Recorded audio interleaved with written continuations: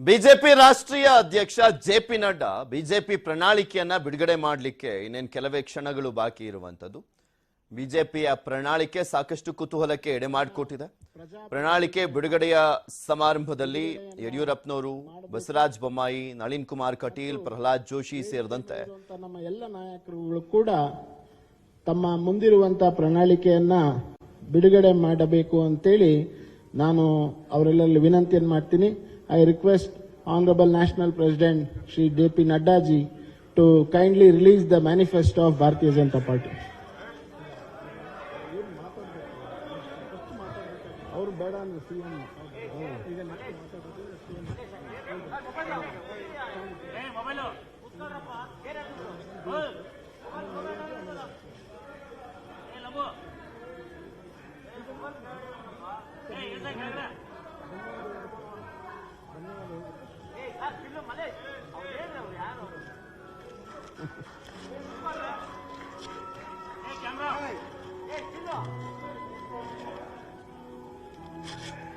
Sorry, sir.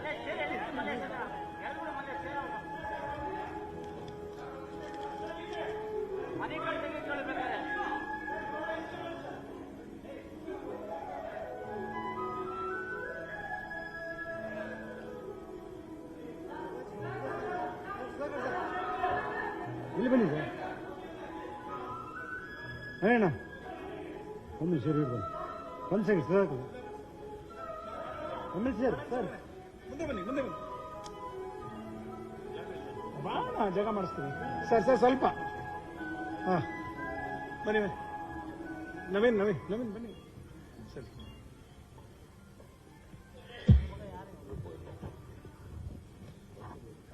ಪ್ರಣಾಳಿಕೆಯ ಬಿಡುಗಡೆಯನ್ನು ಮಾಡಿದಂತ ಎಲ್ಲ ನಮ್ಮ ನಾಯಕರಿಗೆ, ಮಾನ್ಯ ರಾಷ್ಟ್ರೀಯ ಅಧ್ಯಕ್ಷರಿಗೆ ಧನ್ಯವಾದಗಳನ್ನು ತಿಳಿಸ್ತಾ, ಈಗ ತಮ್ಮೆಲ್ಲರನ್ನು ಉದ್ದೇಶಿಸಿ ಮಾನ್ಯ ಮುಖ್ಯಮಂತ್ರಿಗಳಾದಂತಹ ಶ್ರೀ ಬಸವರಾಜ ಬೊಮ್ಮಾಯಿ ಅವರು ಉದ್ದೇಶಿಸಿ ಮಾತನಾಡಬೇಕು ಅಂತೇಳಿ ವಿನಂತಿಯನ್ನ ಮಾಡ್ತೇನೆ.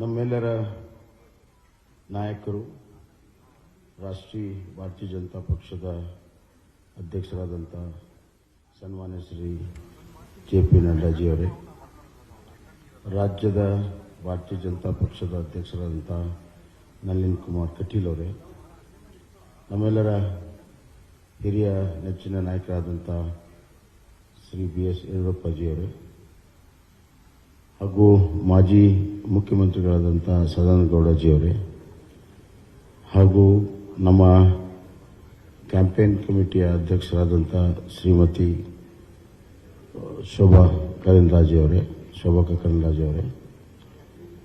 ಅಶೋಕ್ ಅವರೇ,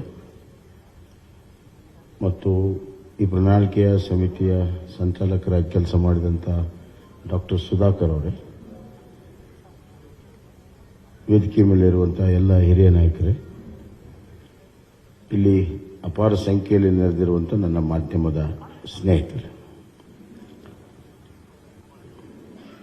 ಭಾರತೀಯ ಜನತಾ ಪಕ್ಷ the party with the difference. ಈ ಹಿನ್ನೆಲೆಯಲ್ಲಿ ಇಡೀ ರಾಷ್ಟ್ರದ ಆಡಳಿತ ಚುಕ್ಕಾಣಿ ಹಿಡಿದಿರುವಂತಹ ಒಂದು ಪಕ್ಷ, ರಾಜ್ಯದಲ್ಲಿ ಆಡಳಿತ ಮಾಡುತ್ತಿರುವಂತಹ ಒಂದು ಪಕ್ಷ,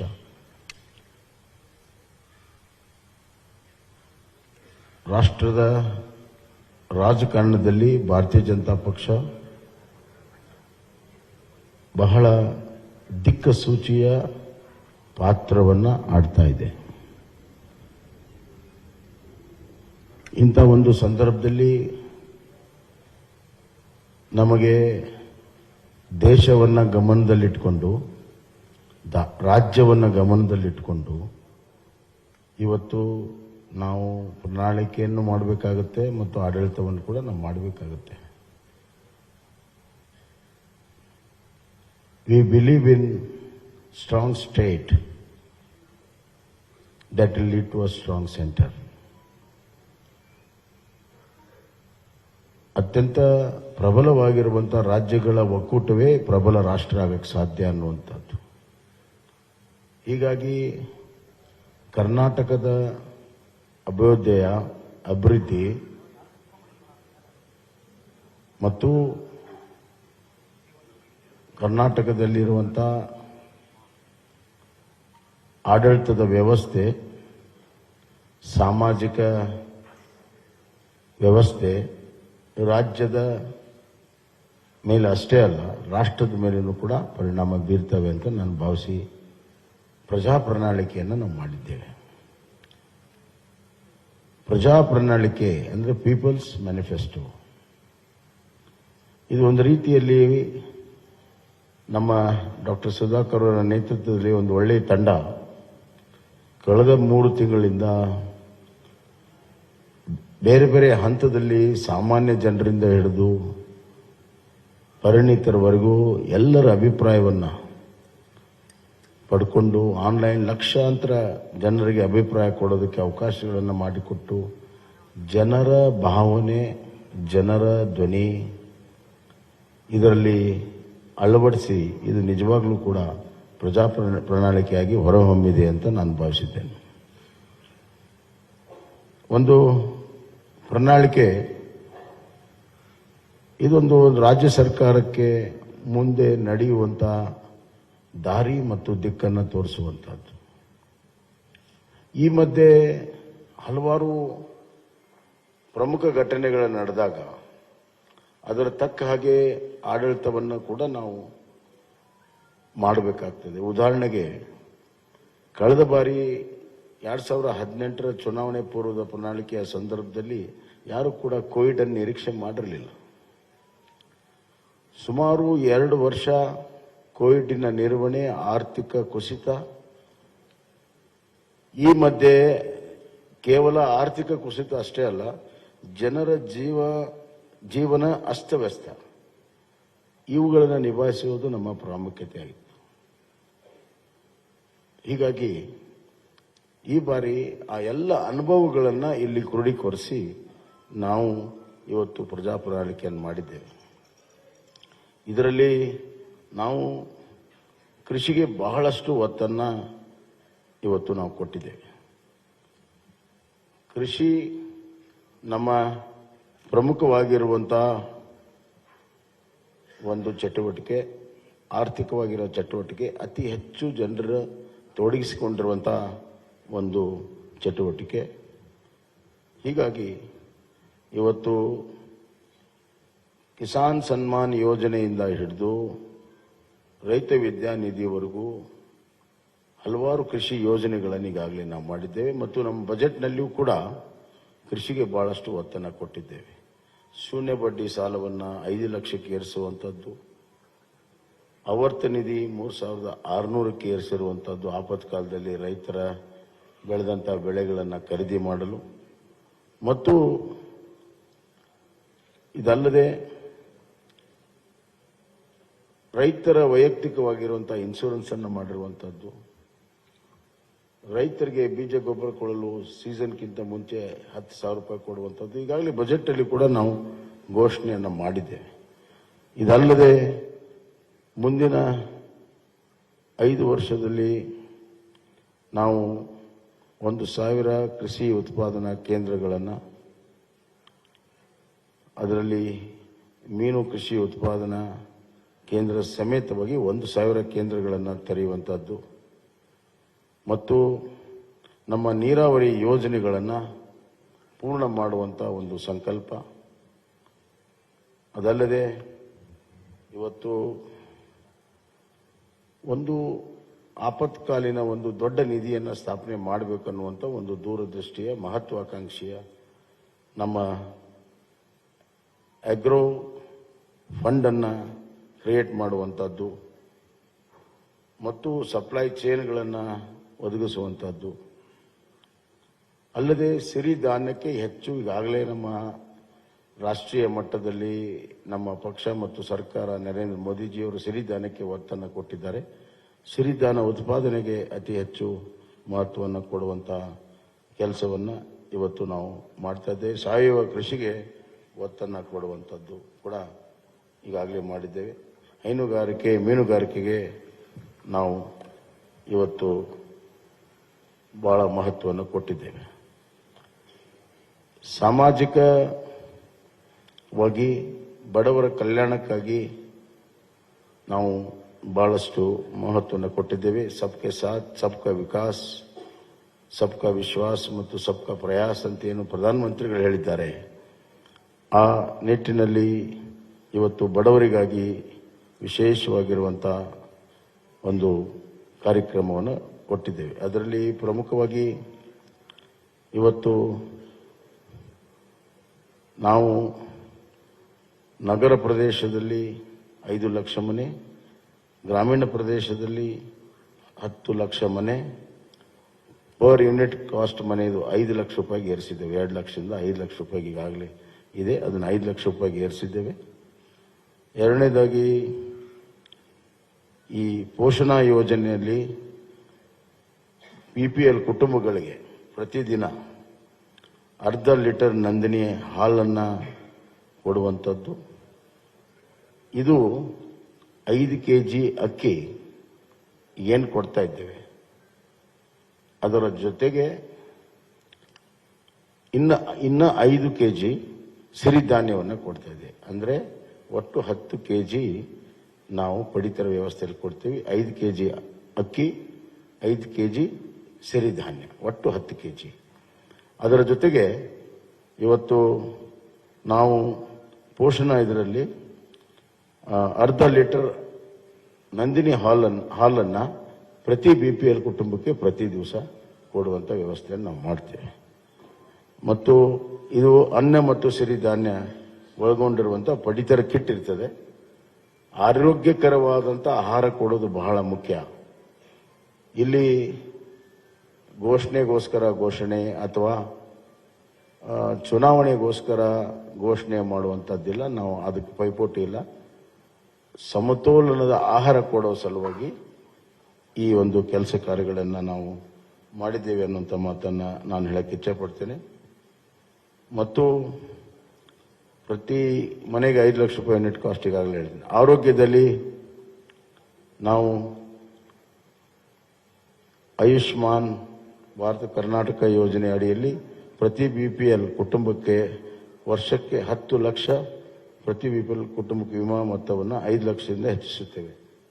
ಈಗಾಗಲೇ ಆಯುಷ್ಮಾನ್ ಕಾರ್ಡ್ನಲ್ಲಿ 5 ಲಕ್ಷ ರೂಪಾಯಿ ಇದೆ, ಲಿಮಿಟ್ 5 ಲಕ್ಷ ರೂಪಾಯಿ ಇದೆ ಇನ್ಶೂರೆನ್ಸ್ದು. ಅದನ್ನು 10 ಲಕ್ಷ ರೂಪಾಯಿಗೆ ನಾವು ಏರಿಸ್ತಾ ಇದ್ದೇವೆ. ಅಂದರೆ ನಮ್ಮ ಕರ್ನಾಟಕ ಸರ್ಕಾರ ಅದಕ್ಕೆ 5 ಲಕ್ಷ ರೂಪಾಯಿ ಅಷ್ಟು ಇನ್ಶೂರೆನ್ಸ್ಗೆ ಮೊತ್ತವನ್ನು ಕೊಡ್ತೀವಿ ಅಂತ. ಹೀಗೆ ಹಲವಾರು ಯೋಜನೆಗಳನ್ನು ಇವತ್ತು ನಾವು ಮಾಡಿದ್ದೇವೆ. ಹಿರಿಯ ನಾಗರಿಕರಿಗೆ ಆರೋಗ್ಯ ತಪಾಸಣೆ ಮಾಡುವಂಥದ್ದು, ಮಿಷನ್ ಸ್ವಾಸ್ಥ್ಯ ಕರ್ನಾಟಕ ಮತ್ತು ಎಲ್ಲ ತಾಲೂಕುಗಳಲ್ಲಿ ಕಿಮೋಥೆರಪಿ, ಡಯಾಲಿಸಿಸ್ ಸೇವೆ ಸಿಗುವಂಥದ್ದು ಈಗೆಲ್ಲ ತಾಲೂಕಿನಲ್ಲಿಲ್ಲ. ಬರುವಂಥ ದಿನಗಳಲ್ಲಿ ಕಿಮೋಥೆರಪಿ ಮತ್ತು ಡಯಾಲಿಸಿಸ್ ಮಾಡುವಂಥದ್ದು. ಶಿಕ್ಷಣಕ್ಕೆ ಬಹಳಷ್ಟು ಒತ್ತನ್ನು ನಾವು ಕೊಟ್ಟಿದ್ದೇವೆ. NEP ಈಗಾಗಲೇ ಕರ್ನಾಟಕ ಮೊದಲನೇ ರಾಜ್ಯ ಇದೆ, ಅದನ್ನು ಅಳವಡಿಸಿರುವಂಥದ್ದು. NEP ಇದರಲ್ಲಿ ನಾವು ಶಿಕ್ಷಣಕ್ಕೆ GSDPಯ 6ರಷ್ಟು ನಮ್ಮ ಅನುದಾನ ಬರುವಂಥ ದಿನಗಳಲ್ಲಿ ಇರ್ತದೆ ಅನ್ನುವಂಥ ಮಾತನ್ನು ಈ ಸಂದರ್ಭದಲ್ಲಿ ಹೇಳಕ್ಕೆ ಇಚ್ಛೆಪಡ್ತೇನೆ. ಎಲ್ಲ ವಿವರಗಳು ಇಲ್ಲಿ ಪ್ರಕಟವಾಗಿದ್ದಾವೆ, ಎಲ್ಲವನ್ನು ನಾನೇ ಹೇಳಬೇಕಂತಿಲ್ಲ.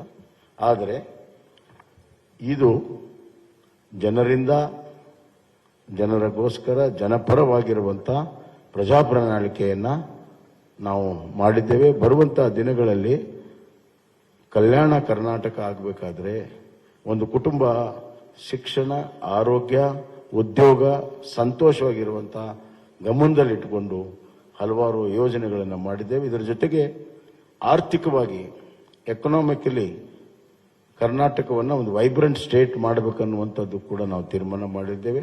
ಪ್ರಧಾನಮಂತ್ರಿಗಳ $1 trillion $5 trillion $1 trillion contribution Karnataka ಮಾಡಬೇಕನ್ನುವಂಥ ಗುರಿಯಿಂದ ಅದರ ಇಂಡಸ್ಟ್ರಿಯಲೈಸೇಷನ್ ಮತ್ತು IT BT ಎಲ್ಲ ಸೆಕ್ಟರಲ್ಲೂ ಕೂಡ ನಾವು ಹೆಚ್ಚಿನ ಒಂದು ಪ್ರೋತ್ಸಾಹ ಕೊಡುವಂಥದ್ದು ಕೂಡ ನಾವು ಮಾಡಿದ್ದೇವೆ. So economical infrastructure, social infrastructure and taking care of the vulnerable section, SC, ST, poor people, women, youth, hige, and ultimately the farmer is a very important factor in this growth engine. 1% growth in agriculture leads to 4% growth in manufacturing and 10% in service sector. We believe in it and we have worked out this. ಆದ್ರಿಂದ ಇದೊಂದು ಪ್ರಜಾಪ್ರಣಾಳಿಕೆ, ಜನ ಸ್ವೀಕಾರ ಮಾಡ್ತಾರೆ, ಬಿಜೆಪಿಗೆ ಬೆಂಬಲವನ್ನು ಕೊಡ್ತಾರೆ, ಮತ್ತೆ ಬಿಜೆಪಿಗೆ ಸರ್ಕಾರ ಮಾಡುವಂತ ಅವಕಾಶವನ್ನು ಕರ್ನಾಟಕದಲ್ಲಿ ಸಂಪೂರ್ಣ ಬಹುಮತದಿಂದ ಕೊಡ್ತಾರೆ ಅಂತ ವಿಶ್ವಾಸವನ್ನು ವ್ಯಕ್ತಪಡಿಸಿ ನನ್ನ ಮಾತನ್ನು ಮುಗಿಸ್ತೇನೆ. ಸನ್ಮಾನ್ಯ ಮುಖ್ಯಮಂತ್ರಿಗೆ ಧನ್ಯವಾದಗಳನ್ನು ಹೇಳ್ತಾ ಈಗ ನಮ್ಮೆಲ್ಲರ ಉದ್ದೇಶಿಸಿ ಸನ್ಮಾನ್ಯ DS ಯಡಿಯೂರಪ್ಪಾಜಿ ಅವರು ನಮ್ಮೆಲ್ಲರ ಉದ್ದೇಶಿಸಿ ಮಾತನಾಡಬೇಕು ಅಂತ ನಾವು ವಿನಂತಿ. ಅವರೇ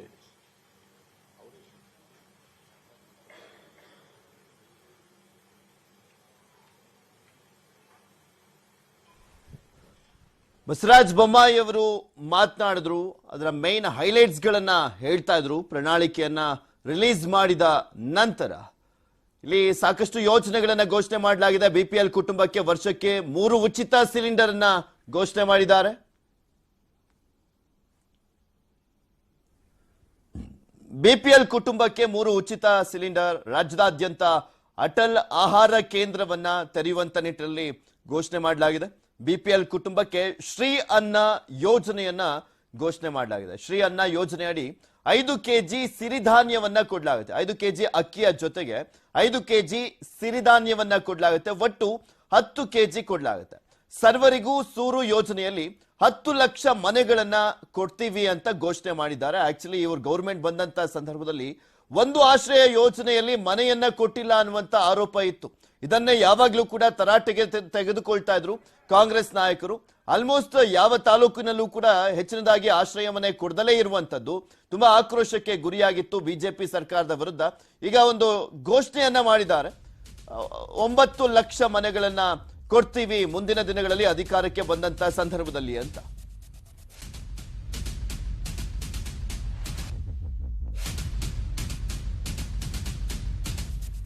BPL ಕುಟುಂಬಕ್ಕೆ ಶ್ರೀ ಅನ್ನ ಯೋಜನೆ, ಅದರಲ್ಲಿ 5 kg ಅಕ್ಕಿಯ ಜೊತೆಗೆ 5 kg ಸಿರಿಧಾನ್ಯವನ್ನ ಕೊಡ್ತೀವಿ ಅಂತ ಘೋಷಣೆಯನ್ನ ಮಾಡಿರುವಂತದ್ದು. ಸರ್ವರಿಗೂ ಸೂರು ಯೋಜನೆಯಲ್ಲಿ 10 ಲಕ್ಷ ಮನೆಗಳನ್ನ ಘೋಷಣೆ ಮಾಡಲಾಗಿದೆ. ಅದು ಯಾವಾಗ ಕಟ್ಟಿಸ್ಕೊಡ್ತಾರೋ ನೋಡಬೇಕು. ಆಡಳಿತಕ್ಕೆ ಬಂದಂತ ಸಂದರ್ಭದಲ್ಲಿ ಇದೆಲ್ಲವೂ ಕೂಡ ಅವರು ಅಧಿಕಾರಕ್ಕೆ ಬಂದ್ರೆ ಮಾತ್ರ. ಏಕರೂಪ ನಾಗರಿಕ ಅಭಯವನ್ನ ನೀಡಲಾಗ್ತಾ ಇದೆ. ಏಕರೂಪ ನಾಗರಿಕ ಸಂಹಿತೆಯನ್ನ ತರ್ತೀವಿ ಅನ್ನುವಂತ ಒಂದು ಭರವಸೆಯನ್ನ ಕೊಡ್ಲಾಗ್ತಾ ಇದೆ. JP ನಡ್ಡಾಜಿ ಅವರೇ,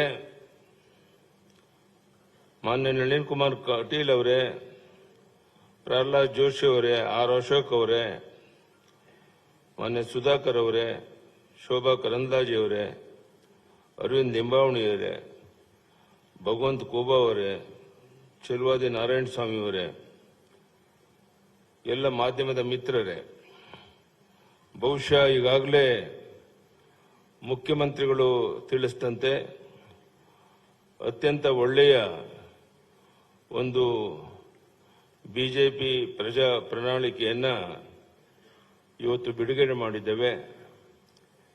ಎಲ್ಲ ವರ್ಗದ ಜನರಿಗೆ ಅನುಕೂಲ ಆಗೋ ರೀತಿಯಲ್ಲಿ ರೈತರ, ಮಹಿಳೆಯರ ಸಬಲೀಕರಣವನ್ನು ಕಣ್ಮುಂದೆ ಇಟ್ಕೊಂಡು ಈ ಬಜೆಟ್ ಅನ್ನ, ಈ ಒಂದು ಪ್ರಜಾ ಪ್ರಣಾಳಿಕೆಯನ್ನ ಬಿಡುಗಡೆ ಮಾಡಿದ್ದೇವೆ.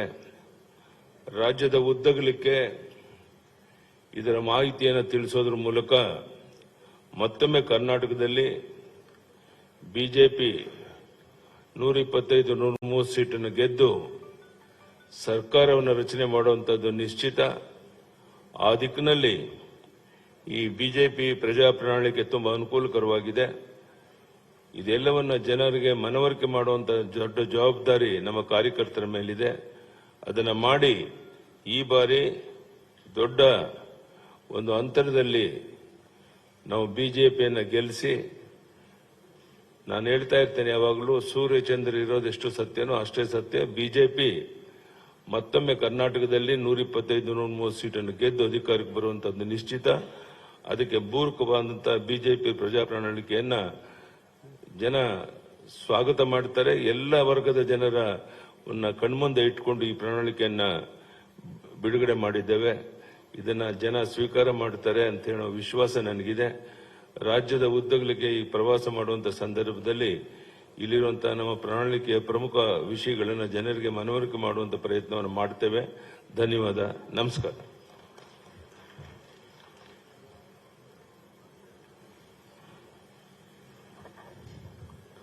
ನಮ್ಮೆಲ್ಲರನ್ನ ಉದ್ದೇಶಿಸಿ ಮಾತನಾಡಿದಂತ ಶ್ರೀ BS ಯಡಿಯೂರಪ್ಪಾಜಿ ಅವರಿಗೆ ವಂದನೆಗಳನ್ನು ತಿಳಿಸ್ತಾ, ಈಗ ನಮ್ಮೆಲ್ಲರನ್ನ ಉದ್ದೇಶಿಸಿ ನಮ್ಮ ಭಾರತೀಯ ಜನತಾ ಪಾರ್ಟಿಯ ರಾಷ್ಟ್ರೀಯ ಅಧ್ಯಕ್ಷರು, ನಮ್ಮೆಲ್ಲರ ನಾಯಕರು ಆದಂತ ಸನ್ಮಾನ್ಯ ಶ್ರೀ ಜಗತ್ ಪ್ರಕಾಶ್ ನಡ್ಡಾಜಿ ಅವರು ತಮ್ಮನ್ನು ಉದ್ದೇಶಿಸಿ ಮಾತನಾಡಬೇಕು ಅಂತೇಳಿ ನಾನು ಅವ್ರಿಗೆ ವಿನಂತಿಯನ್ನು ಮಾಡ್ತೀನಿ.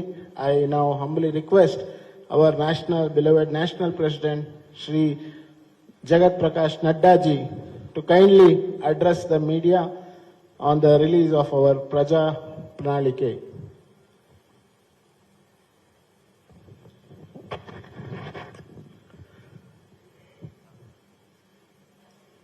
Our very senior leader and the member of the BJP National Parliamentary Board and ex-Chief Minister of Karnataka, respected B.S. Yediyurappa ji, our very dynamic Chief Minister who is leading the state, Shri Basavaraj Bommai ji, our very active and people and workers friendly President Shri Nalin Katil ji, our Minister in the central government and my colleague in the Lok Sabha, Shri Prahlad Joshi ji, my senior colleague, ex-Chief Minister and an ex-Minister in the Government of India, Shri Sadanand Gowda ji, Minister in the Government of India and the Chairman of the Campaign Committee, Kumari Shobha Karandlaje ji, Shri Ashwath Narayan Swami ji, Shri Bhagwat Kuba ji, Shri K. Sudhakar ji, Arvind Limbavali ji, Narayan Swami ji, K.S. Naveen ji, senior members on the dais, and the friends from the media, print media and electronic media. It is indeed a matter of great opportunity for me. A few minutes back, I got the opportunity to release the manifesto of the Bharatiya Janata Party for the ensuing elections in Karnataka. First of all, as my colleague Sudhakar ji said, that this manifesto has not been formulated, drafted, or the content has not been created in any air-conditioned room. A due exercise has been done, and after a great amount of toil and perseverance by our workers who visited every nook and corner of the state, got the suggestions and connected to the thousands of 1,100 households that this content has been created, which is in the form of this manifesto. Here I would also like to remind you that when Yediyurappa ji took over and later on Mr. Bommai continued, and when the baton was handed over to him, I can say that the Bharatiya Janata Party government converted the calamity into an opportunity. The pandemic of COVID-19, the floods, all that was converted into an opportunity And if I speak in Hindi, I'll say, आपदा को अवसर में बदलने का काम येडियुरप्पा जी और बोम्मई जी ने किया. And because of that, we can say that now Karnataka is reaching a 1 trillion economy that we have to understand. One thing more I would like to say here is about the 6 years of the Indian National Congress misrule, where the good work done by Bharatiya Janata Party was a great setback because of the reverse gear government of Siddaramaiah, which ruled the state. We should also remember that during Siddaramaiah's regime of the natural resources, it was letting the criminal and antisocial elements run amok and appeasing a certain section of the society only to consolidate their vote bank and playing the politics of vote bank. When I talk about the reverse gear government, we remember 2014 to 2019, where all the good policies of Prime Minister Modi's government was brought to halt in Karnataka. And that was the black day when the Karnataka saw. Here I would like to explain in detail also, because you will say that I'm giving a very passing, sweeping statement. But it is not a passing, sweeping statement. I would like to give you and quantify my contention which I am saying. And when I say so, I will say tab or ab.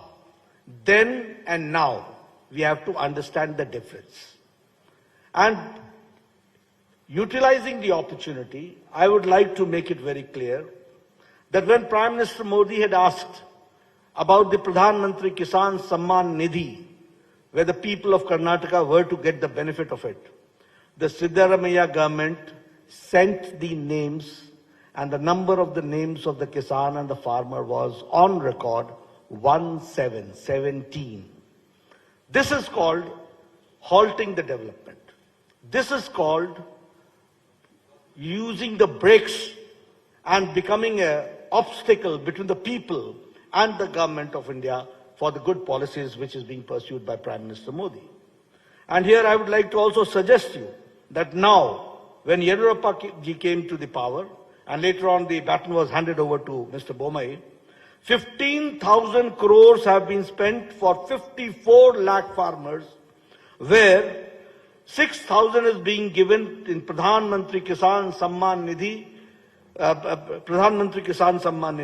and 4,000 is given as a top-up by Bommai government, by Yediyurappa government, and 10,000 rupees is given to 54 lakh farmers of Karnataka. This is a classic example of double engine government. If I talk about Yashasvi scheme, which was started by my very senior leader, whom we are very proud of, Mr. Yediyurappa, that Yashasvi scheme was scrapped by Congress party. And in 2018, the insurance scheme was scrapped, and it was only revived by the Bharatiya Janata Party government, and it ensured a registration of 32 lakh farmers. So we have to understand what do we mean by double engine. We have got double engine, there is a trouble engine. We are there for development, they are for the reverse gear. We are there to give the pace to the development, they are there to put brakes to the development. That we have to understand. If I talk about the Bhagya Lakshmi Yojana, it was for a secure future of the girl child, and giving 3,000 rupees annual fixed deposit in their name. Almost 3 lakh beneficiaries, women were there, 3 lakh children were there. And when the Congress government came, that is the Siddaramaiah's most anti-people government came, then the Bhagya Lakshmi scheme was reduced to 65,000. And when again Yediyurappa ji came to power and Bommai ji came to power, now I am happy to share with you that almost 3 lakh children are insured under Bhagya Lakshmi Yojana. This change has taken place. If I talk about foreign direct investment, I am happy to share with you. When I say that it's a 1 trillion economy Karnataka is reaching, I would also like to share that Karnataka is now, under the leadership of Yediyurappa ji and Bommai ji, is now where the foreign direct investment is, Karnataka is number 1 in foreign direct investment. Congress JDS ಪ್ರಣಾಳಿಕೆಯ ನಂತರ BJP ತನ್ನ ಪ್ರಣಾಳಿಕೆಯನ್ನ ಘೋಷಣೆ ಮಾಡಿರುವಂತದ್ದು. ಈಗ ಒಂದು break ತಗೊಳ್ತೀವಿ. Break ಆದ್ಮೇಲೆ K factor ಚುನಾವಣಾ ವಿಶೇಷ ಕಾರ್ಯಕ್ರಮ ಪ್ರಸಾರ ಆಗುತ್ತೆ. ಕೆ ಫ್ಯಾಕ್ಟರ್ ಅಂದ್ರೆ ಕಲ್ಯಾಣ ಕರ್ನಾಟಕ ಮತ್ತು ಕಿತ್ತೂರು ಕರ್ನಾಟಕದಲ್ಲಿ ಯಾವ ರೀತಿಯಾಗಿ ರಾಜಕೀಯ ಸಮೀಕರಣ ನಡೆಯುತ್ತೆ ಅನ್ನುವಂಥದ್ರ ಬಗ್ಗೆ ಕಂಪ್ಲೀಟ್ ಆದಂತ ಇನ್ ಡೀಟೈಲ್ಸ್ ಅನ್ನ ನಿಮ್ಮ ಮುಂದೆ ಇಡ್ತಾ ಹೋಗ್ತೀವಿ.